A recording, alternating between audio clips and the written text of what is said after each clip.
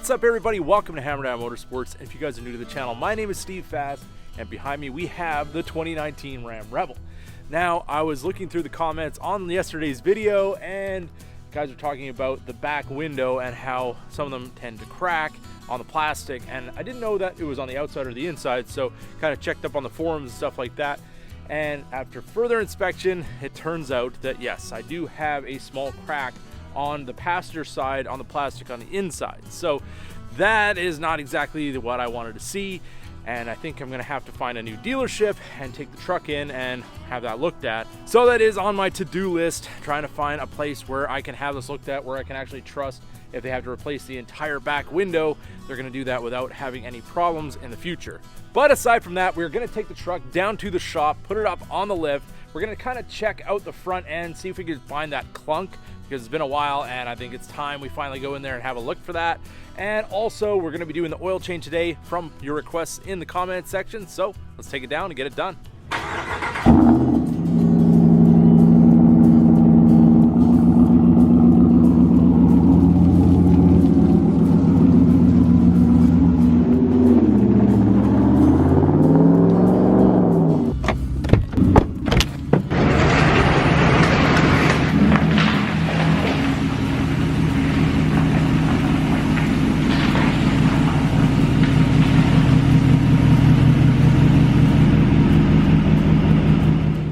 So before we lift the truck up, let's have a closer look at this back window, kind of give you guys an idea about what to look for.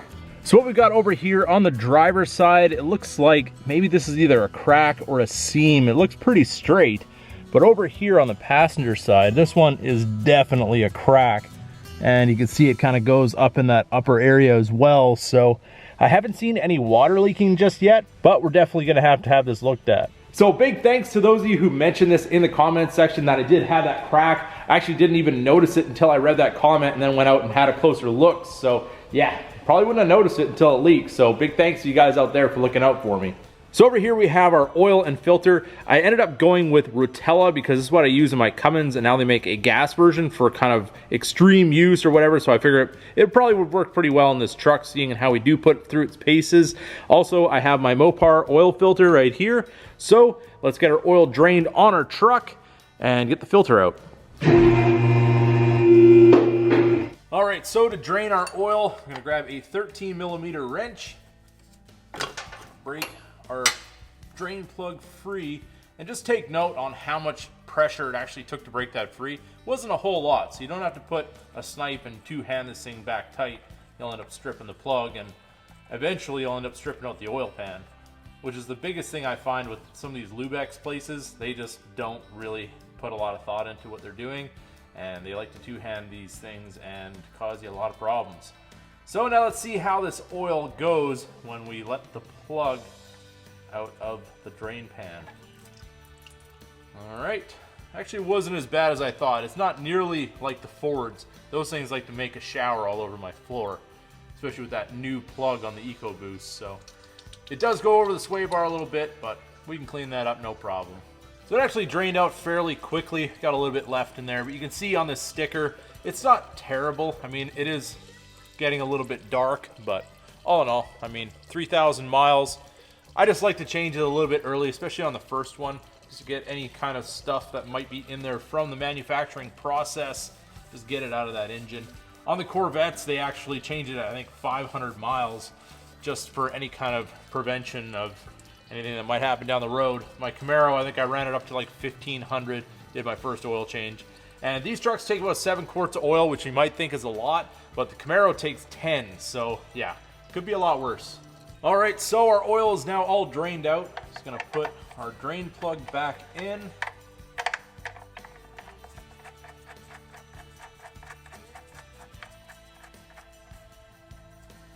Take our 13mm, get it so it's tight. Just give it a little bit more, that's all you need. All right, so our oil filter is tucked up over here on the right side of the engine. There is a couple of harnesses kind of in this area, but nothing really directly below it. The only thing I can really see is this skid plate over here if the oil drips down over top of the rack, it's gonna kind of pool into the skid plate. So I've got a shop rag in there. I'm not seeing any electrical connectors I'm really concerned about at this point. So let's get our filter wrench on the filter and take this thing out of here. All right, got her loose. And we got our oil coming down the backside of the rack into our rag. So definitely a good plan to put something if you have a skid plate in the front. Catch that oil so you don't have to do a big cleanup later. Okay, we're just gonna keep a grip on this thing. Slide it out the front, and there it is. Let that drain for a minute. We'll put our new filter on. And of course my glove ripped, so got oil on my hands anyway. And we're gonna get our new filter, take a little bit of oil from what's coming out of the engine on your finger, just like this. Run a little bit over the gasket. Make sure that is nice and lubricated. And also you want to look on the adapter where the filter goes onto the engine.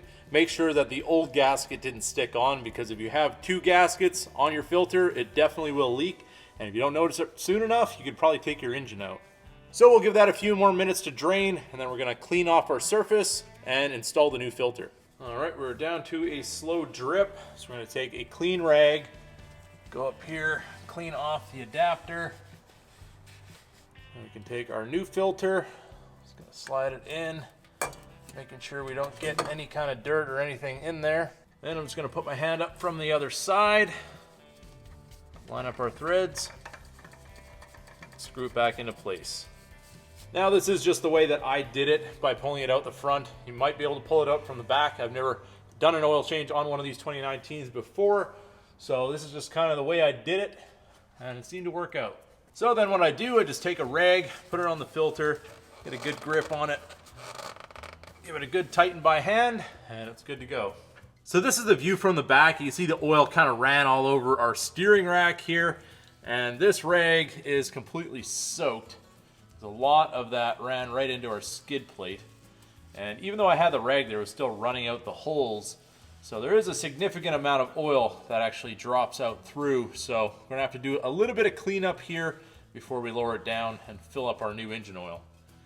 So what I'm gonna do, I'm gonna take some brake clean, kind of wash this down, allow that to drain into the pan. So now that we got it nicely soaked down with brake clean, just gonna let that drip off a little bit, and then I'm gonna grab some more rags, kind of go over that steering rack and in the skid plate, make sure we got all our excess oil cleaned up, and we should be ready to lower it down.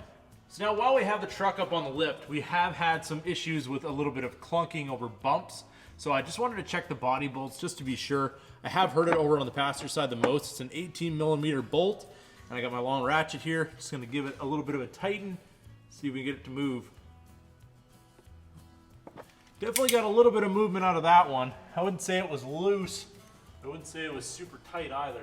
All right, so 2 out of the 4 that I tried actually moved probably about a quarter of a turn. So hopefully that's gonna give us the tightness that we need to maybe eliminate that noise. Another thing I want to check is the sway bar lengths, just to make sure that these don't have any movement in them either. It's another thing people have complained about. Definitely got probably about, I wouldn't say a quarter turn, maybe a little less out of that one. It's funny because the dealership said that they tightened these and they moved a little bit. Well, I don't know. If I could do it with a ratchet, I mean, it is a fairly long ratchet, but I shouldn't be getting that much movement out of it. This one turned a tiny little bit, nothing too crazy. Yeah, I probably got about a quarter turn out of that one. Now let's check over on the driver's side.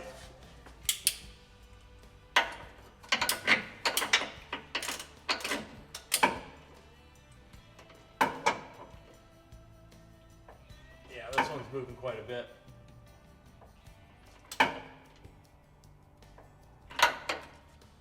I probably got at least a quarter turn, maybe a little bit more out of the driver's side. So now we're just gonna have to test it and see if we have any change. And for you Dukes of Hazzard lovers out there like myself, I did change the compressor for the Dixie Horn that I installed a while back. The compressor was bad. They sent me another one, so I just put it in real quick. Let's test it out and see if it works.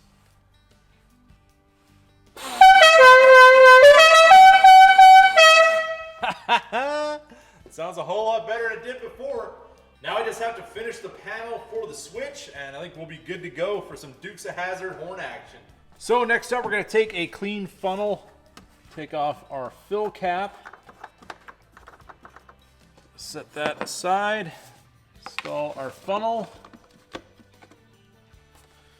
And we're going to grab our oil and just slowly kind of pour it in. Sometimes you don't want to overfill your funnel, just because if any pressure builds up inside the crankcase, which it shouldn't, but sometimes they do, you just don't want to make a mess everywhere. Now we'll just let the oil settle a little bit, and then we're ready to check our level, and we'll do our first startup. So with a clean rag, make sure to clean off your dipstick. Ensure that you don't get any contamination on the dipstick on its way back into the engine. Just do a quick check on our level before we do our startup. We are good to go as far as that goes.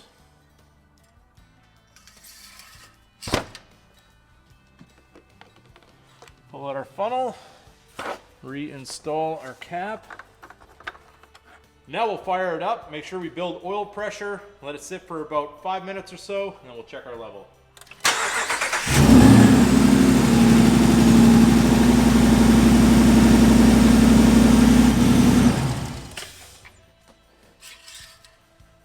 I'm just going to pull out the dipstick, clean it off one more time, and we're ready to do our final check.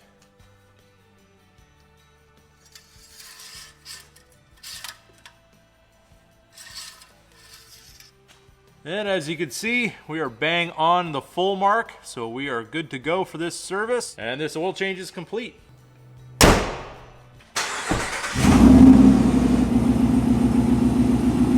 Looks like the jump is still quite the mud pit.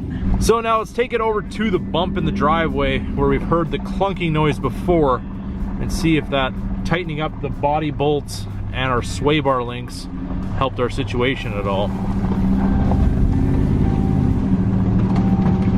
Slinging mud everywhere.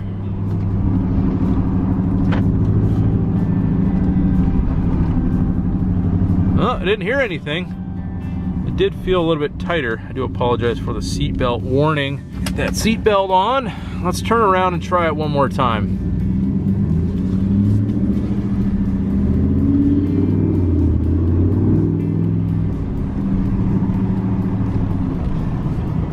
Nope, nothing at all.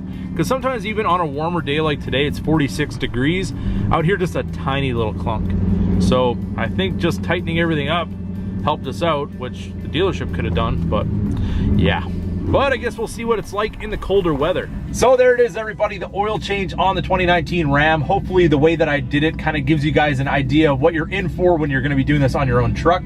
So with that being said, I hope you guys enjoyed this video. If you did, don't forget to give it a big thumbs up. If you're new to the channel, hit that subscribe button. And as always, keep that hammer down.